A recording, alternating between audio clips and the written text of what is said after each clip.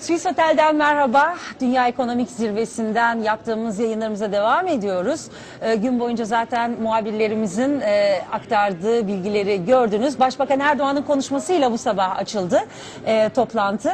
Ve Başbakan Erdoğan'ın konuşması aslında bir anlamda da sembolikti. Neden derseniz biliyorsunuz bundan 3 yıl önce Davos'ta yapılan Dünya Ekonomik Zirvesi'nde Başbakan Erdoğan, Şimon Peres'le birlikte Klaus Schwab'ın da yönettiği bir oturumda Orta Doğu meselelerini, Filistin meselelerini konuşurken Şimon Peres'le arasında itilaf çıkmış. Sonrasında da one minute diyerek salonu terk etmişti ve bir daha da Davos'a gitmeyeceğini söylemişti.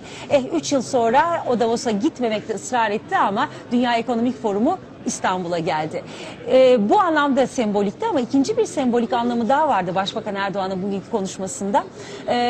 O gün, yani 3 yıl önceki Davos toplantısında yaptığı konuşmadan alıntılarla süsledi bu sabah yaptığı konuşmayı.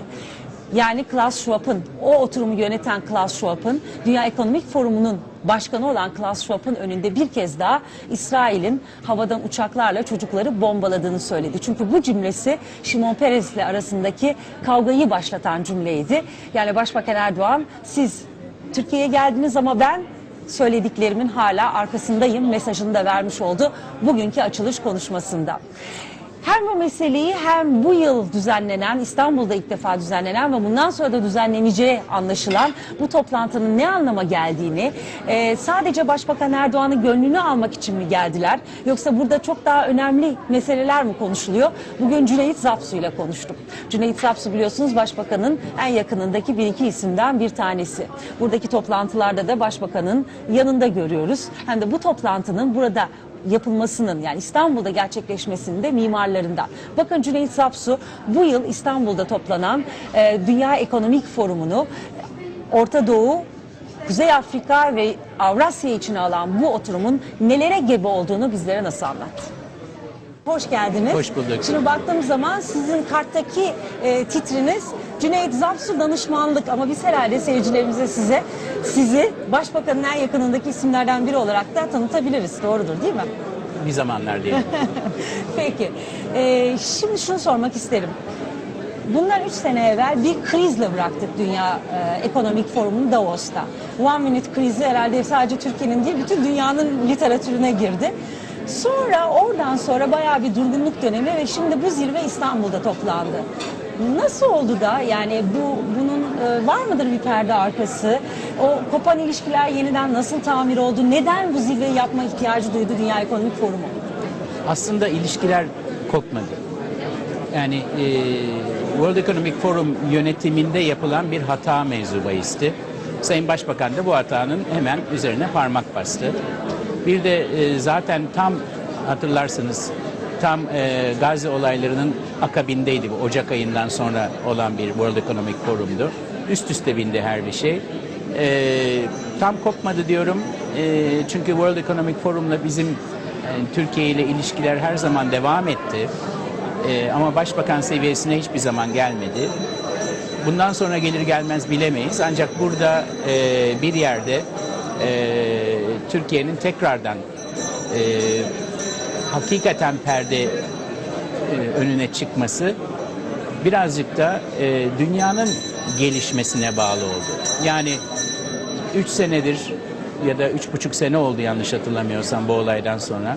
Dünyaya şöyle bir baktığımız zaman Avrupa'da inanılmaz bir kriz, ilk defa inanılmaz büyük bir kriz ki daha krizin sonuna falan görmedik hali hazırda. Öte tarafta kuzey komşumuz Avrupa'nın. Güneyimizde ise Kuzey Afrika, Orta Doğu ülkelerinde ilk defa inşallah geri dönüşü de olmayan bir demokratikleşme hareketi, hakiki halk hareketi. Yani her iki tarafta da çok büyük değişiklikler oldu ve World Economic Forum zaten bu tip şeylere parmak basar, dünyadaki değişikliklere, gelişmelere.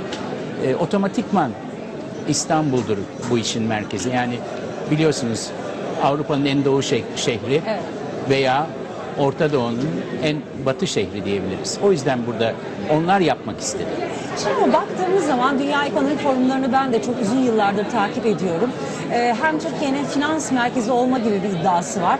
Söylediğiniz nedenlerle gerçekten enerji koridorları, enerji politikaları için de çok önemli ama bu zirvede evet Arap ülkelerinden yeni yüzlerle katılımcılar var. Alıştığımız yüzler gitmiş, yeni yüzler gelmiş ama Avrupalı'nın ya da Amerikalı'nın ya da dünyanın diğer ülkelerinin mesela Brezilya, Hindistan gibi az ilgisi olduğunu görüyoruz. Bu neden yani onlar mı kavrayamadılar yoksa burası çok Türkiye odaklı bir zirve olduğu için mi? Yok, tamamıyla bununla alakalı değil bana göre. Çünkü ben de Avrupalı, Amerikalı dostlarımla görüştüğümde şu anda Amerika Birleşik Devletleri seçim sürecine girdi. Evet. Bayağı bir kendi içinde bayağı bir sıkıntılı dönem içinde diyebilirim. Dış politikasını da çok iyi görebiliyoruz. Bir yandan İran'a laf ediliyor Amerika tarafından biliyorsunuz. Diğer taraftan İran yanlısı bir rejim Irak'ta destekleniyor. Yeter ki olay çıkmasın seçime kadar. Suriye'de aynı şey. Biliyorsunuz. Evet. Avrupa ise tamamıyla kendi derdinin içinde, kendi şeyin Ekonomik içinde. krizi. Yalnız CEO'lara, bu siyasilerden bahsediyoruz. CEO'lar burada yeterince var gördünüz. Yani Avrupa şirketleri vesaire, dünya Amerikan şirketleri CEO'ları burada. Onlar böyle şeyleri aldırmıyorlar. Hepsi burada. Peki şunu sormak isterim size. Şimdi baktığımız zaman bugün açılış konuşması önemliydi. Sembolik bir tarafı da vardı. Başbakan Erdoğan, yanında Mahmut Abbas, Filistin Devlet Başkanı ve Mahmut Abbas orada dedi ki bütün dünya bizi tanıyor ama Birleşmiş Milletler tanımıyor. Halbuki her yerde yani gayri resmi olarak tanıyorlar ama resmi olarak tanımıyoruz. Bir tarafta yeni seçilen Tunus Başbakanı ki çok kısa bir süre öncesine kadar yasaklıydı. Şimdi böyle bir platformda ağırlanıyor. İlginç bir tabloydu, önemli bir tabloydu. Doğru. Başbakanla Şimon Peres'in arasındaki bu gerilim ve Türkiye-İsrail gerilimi bir önceki Davos'a yansımıştı. Bu toplantıda da ne olursa olsun İsrail tarafından biri konulsaydı ileriye dönük bir umut vaat etmez miydi? Bir eksiklik olmadı mı Şimdi sizce? Şirin Hanım ona hemen geleyim. Bizimle bir alakası yok. Tam tersi İsrail'in gelmemesinden dolayı olmuştur. Yani herhangi bir şekilde biz istemiyor, yani Türkiye tarafı istemiyor, ekonomik forum davet etmek istiyor. Öyle bir şey yok. Tam tersi gelmek isteyen herkes, Sayın Başbakan da defalarca söyledi, ev sahipliği yaparız. Biz misafirperveriz. Böyle bir durum yok. Ama bilhassa bu iki başbakan ki iki tane daha başbakan var biliyorsunuz. Ama bilhassa bu iki başbakanla aynı resimde olmasının bence daha değişik bir sembolik değeri de var. Bakın bu her iki ülkede bundan birkaç sene evvel bu haliyle yoktu. Şimdi bu iki ülkede dinlediyseniz her ne kadar Batılılar tarafından işte İslami tarafı vesaire dense dahi demokratik açılım yapmak isteyen liderler. Ve hemen oradan şuraya geliyorum. Peki kimi görüyorlar sizce bir model olarak? Her ne kadar dışişlerimiz model falan kelimesini kullanmıyorsa da ben zaten bir iş adamıyım. Ben kullanıyorum. Model olarak varmak istedikleri yer ne olarak görülebilir? İşte o ülkeler bugün oradayız. Evet. Ve verilen mesajlardan misalen benim dikkatimi çeken, Sayın Başbakan bunu tekrar kullandı bu platformu. Bilhassa Afrika gibi, Somali, Kenya, Habeşistan gibi ülkelerdeki sıkıntıya dikkati çekti. Ve dedi ki şu ana kadar sadece sözle yardımlar yapılıyor. Evet. Veya maddi olarak da yapılan yardımlar kendi organizasyonlarına gidiyor. Asıl halka kadar inmiyor. Biz bundan 10 sene evveline kadar yardım alan bir ülkeyken, tabii ki 10 sene evveline kadar yardım alan bir ülkeyken şu anda yardım veren bir ülkenin hazzını duyuyorum dedi. Ve bunun mesuliyetini hissediyorum dedi. Bu hakikaten Türkiye için bana göre gurur verici bir şey. Şöyle bir fikrinizi almak istiyorum. Benim de mesela o konuşmalarda en fazla dikkatimi çeken şu oldu. aslında değişik bir dünya modeline gidiyoruz. Mesela Tunus Başbakanı'nın konuşması. Tunus Başbakanı konuşmasında dedi ki biz öyle bir anayasa yapmak istiyoruz ki gücünü halktan alan, hiçbir partinin dominansında ya da egemenliğinde olmayan, özgürlüklerden, insan haklarından tamamıyla eşitlikten yana olan, yani Tunus'un Tunus Başbakanı ifade ettikleri çok önemliydi ama Türkiye model olayım derken model olduğu ülkelerden gelen açıklamalar da kendine de model aslında. Çünkü modeller modelleri besliyor. Doğru mudur? Dolayısıyla Türkiye'nin bunların dışında davranması gibi artık bir lüksü var mı? Aslında çok haklısınız. Şimdi bir yandan ben de kendi içimde bu dilemmayı yaşıyorum. Bir yandan diyorum ki ya 10 sene evveline, çok fazla değil, 10 sene evveline göre hakikaten çok fazla yeni hürriyetçi açılımlarımız oldu, demokratikleşme açılımları oldu. Daha 3-4 gün evvel Dicle Üniversitesi'ndeydi galiba, Kürt lisanı üzerinde ilk defa bir bölüm kuruldu, YÖK kabul etti, daha ilk defa kabul ediyor böyle şeyleri. Bir yandan bunlar için hakikaten çok memnunum ve çok memnuniyet duyuyorum geriye baktığımızda. Ne istiyoruz diyorum, daha ne istiyoruz? Bakın nereden nereye geldik. Öte taraftan da bunun sonu yok. Hiçbir zaman sonuna kadar devam etmemiz lazım. Daha yeni başladık, yola daha yeni geldik. Birçok konuda daha çok eksiğimiz var. Hiçbir eksiğimiz olmasa, kağıt üzerine her şey tamam olsa, bunun uygulaması için zaten insanlar lazım. Sadece kağıtta yazılı kanunlar, yönetmelikler değil. Bunun için de eğitim gerekiyor. Daha yeni başlıyoruz biz de. Ne yazık ki Arap Baharı dediğimiz şey, onlar biraz daha çabuk istiyorlar, haklılar. Belki bizden de çok daha çabuk yaparlar. Biz bu işe gelene kadar 100 sene sürdü. Yani şöyle tam bir bakarsanız ne kadar zaman sürdüyse bu zamana gelene kadar. Onların o kadar sürmez bu IT çağında, teknoloji çağında, bilhassa genç nüfusu da düşünürsek. Ama gene en azından 10-15 seneleri var. Şimdi enerji bu toplantının önemli ayaklarından bir tanesi. Zaten Dünya Ekonomik Forumlarının hep önemli ayağı ama İstanbul özellikle önemli. Enerji meselesinde yeni yatırımlar, özellikle Irak Kürdistan'ı, Kuzey Irak, Neçirvan Barzani de buradaydı ve genel olarak bölgedeki enerji projeleriyle ilgili sizce önemli mesajlar, gelişmeler çıktı mı? Yani buradan biz bir sonuçtan çıkabiliyor muyuz? Şimdi enerji zaten şu sıralar da değil, son bilhassa 3-4 senedir her gün gelişen ve dış politikayı etkileyecek derecede gelişen bir sektör. Bu toplantıda o yüzden özel bir şey çıkmasına imkan yok ama ben biliyorum gelenler işte Barzani diyorsunuz, Azeriler burada, bütün bu bölgedeki oyuncular buradayken toplantıların yanında da çok paralel toplantılar yapılmakta. Bugünkü sabahki toplantı bana göre biraz daha yumuşak geçen bir şeydi. Yani kimse birbirine çok fazla içine girmedi. Halbuki çok önemli konular var. Bugün Azerbaycan bir Nabucco konusu konuşuldu. Nabucco'ya bir gün gaz vereceğim diyor. Bir ertesi gün vermeyeceğim diyor. Şu anda TANAP deniyor. Başka şeyler deniyor. Yani artık onların da bir karar vermesi lazım. Türkiye için de çok önemli. Türkiye hem transit ülke, yani Batı Avrupa'nın enerji emniyeti için en önemli ülke aslında Türkiye. Yoksa olduğu gibi Rusya'ya bağımlı Avrupa tüketici konumunda. Hem de Türkiye kendisi çok büyük bir tüketici. O yüzden bir an evvel de Kuzey İran, yani Kürt İran'ı, Irak Kürdistan'ının bir an evvel bize bağlanması lazım. Bakın hala daha bir gaz şeyimiz yok, bağlantımız yok. Petrol yeterli değil. En azından iki misline çıkarılması lazım. Bunların yapılması lazım ve şunu tahmin ediyorum, görüyor arkadaşlarımız bu toplantılarda. Bir an evvel yapılması lazım. Şirketlerin kurulması, pipeline'ların döşenmesi vesaire. Bu zaten seneler sürecek olan olay. O zamana kadar Güney ile Bağdat'la işlerini onlar çözerler.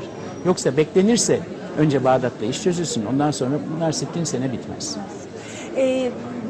Yani buraya bir manşet atmak, siz gazeteci olsaydınız ve burayı izliyor olsaydınız, tabii daha ilk günündeyiz, yarın devam edecek toplantılar ama hangi manşeti kullanmak isterdiniz? Sizce buranın, seyircilerimiz şimdi diyorlar ki aman bir Dünya Ekonomik Forumu da Hayır, bunun bir özelliği var. Bir kere Başbakanın Erdoğan'a geldiler. Bence siz öyle değil de deseniz bile çok önemli bir sembolik tarafı var ama ikincisi ne olurdu sizce manşeti?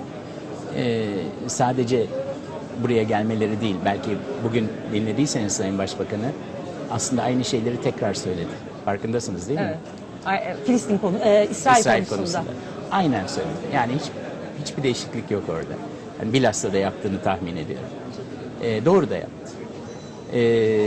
O bir tarafa başlık olarak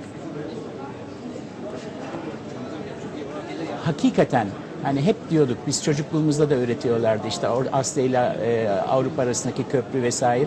Şimdi biz demiyoruz. Biz diyorduk bunu eskiden. Şu anda köprü diyorlar Türkiye'ye. Hakikaten köprü durumundayız. Hakikaten öyleyiz. Ve artık biz çağırmıyoruz. Onlar geliyor. Biz elimizi açmıyoruz. Bu arada onu da söyleyeyim.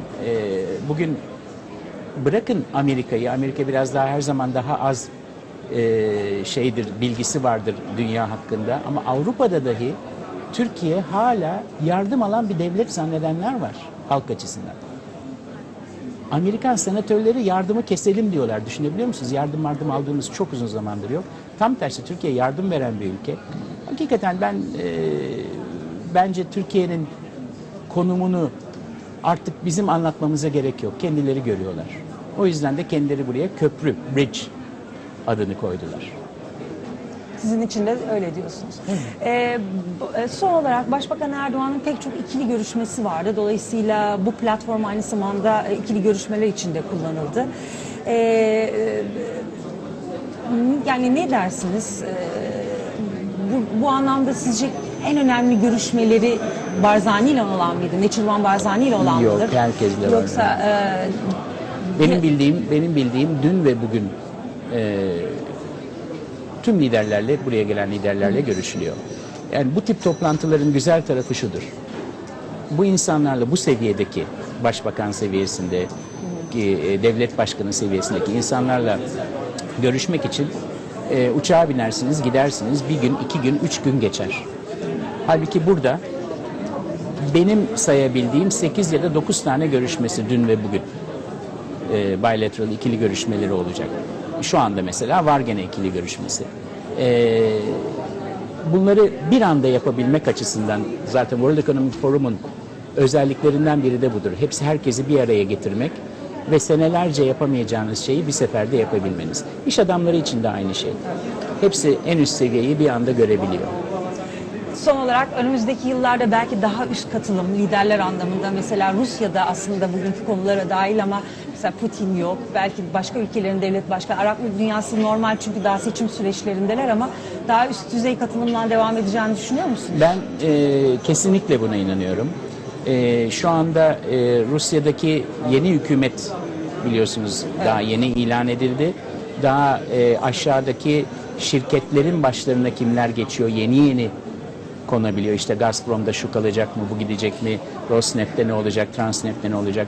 Bunlar daha yeni yerine oturmaya başlıyor. Ayrıca bir de biliyorsunuz Malezya'da Dünya Gaz Toplantısı var 2 senede bir olan.